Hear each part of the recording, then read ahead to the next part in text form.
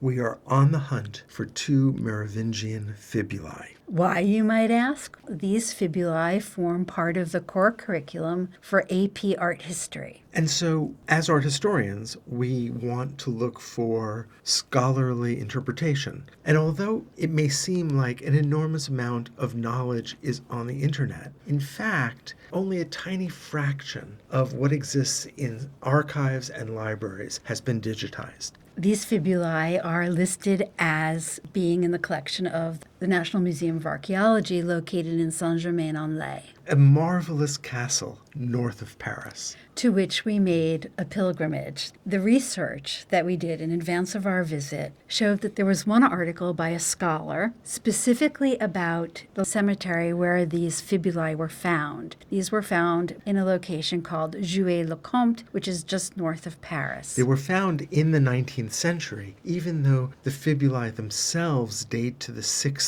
century. This scholar, Françoise Vallée, is perhaps the only scholar that has studied in depth this particular find spot, this particular set of graves and the grave goods that were unearthed. The problem is we couldn't find it in any library in the United States or even online from the Bibliothèque Nationale in France. But this article was published in a journal which originates at the National Museum of Archaeology. And so we wrote to the librarian there. He said, "Oh, yes, we'd be happy to scan it for you, and we'd be happy to meet you when you come to our museum." And so finally we had the opportunity to visit the museum. We became very hopeful when the librarian there said, "I think this fibula is out in the collections, but this gallery may be closed, but perhaps we can get you in to see the fibula." He connected us with the curator, but then she realized that actually it wasn't on the premises at all. It was, in fact, at the Louvre in Paris. So our hopes were dashed for the moment. We make our way back to Paris. We get through the line at the Louvre, and we're thwarted once again. There was a special exhibition that has displaced the fibulae. They're in storage, and they won't be back on display for weeks.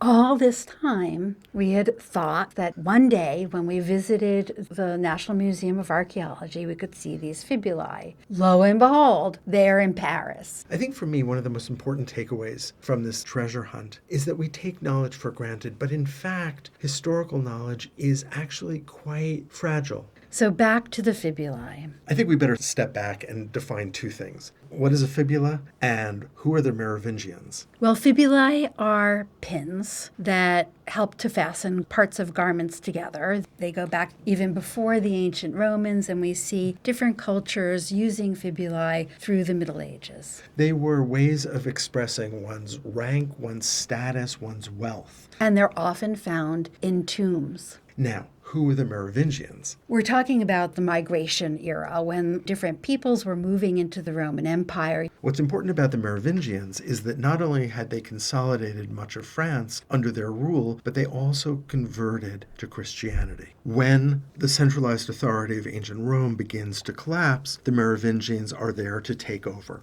There is a raised border around the main body of the pin, and you can see that there are little triangles in this. This is silver work filled in with something called niello, which is sulfur and another metal, sometimes copper, sometimes lead. And what it does is it creates that distinction between the darker areas, which is the niello, and the lighter triangular areas, which are silver. And that surrounds the principal shape of the pin itself. And then in the center, we see a flat gold sheet. But first, let's turn to the outer edge, where we see 7 bird heads. If you look carefully, you can see a kind of dome-like glass that functions as the eye in the head, and then the part that projects out and turns is the beak. And this is all gilded. In the decorative background, you can see a number of different geometric forms. You can see a cross, you can see heart shapes, you can see triangles, a larger rectangular stone, and then most strikingly, there's the representation of a fish. The fish is a common symbol that has been found in some of the earliest Christian imagery, including in the catacombs in Rome.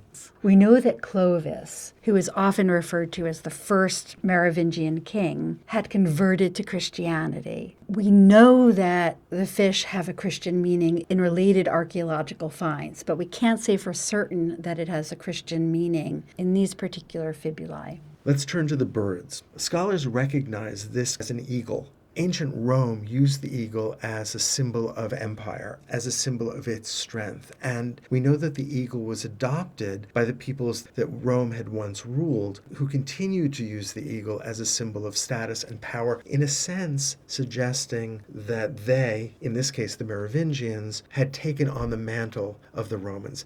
We might assume that the red that we're seeing here is garnet, stone that was frequently used in jewelry and other portable objects from this period. But in fact, this is enamel work. And by that we mean ground glass was heated until it fused together. What's interesting is that if you look very closely, you can see right through the eye of one of the large eagles. And you can see that behind the glass, there's a kind of crisscrossing that has been etched into the surface of the silver, which creates a kind of visual texture. And we see this combination of gold and red in a lot of Merovingian art and a lot of art from this period, clearly symbolizing an elite status. And so we know quite a bit about these fibulae, and hopefully one day we'll actually get to see them.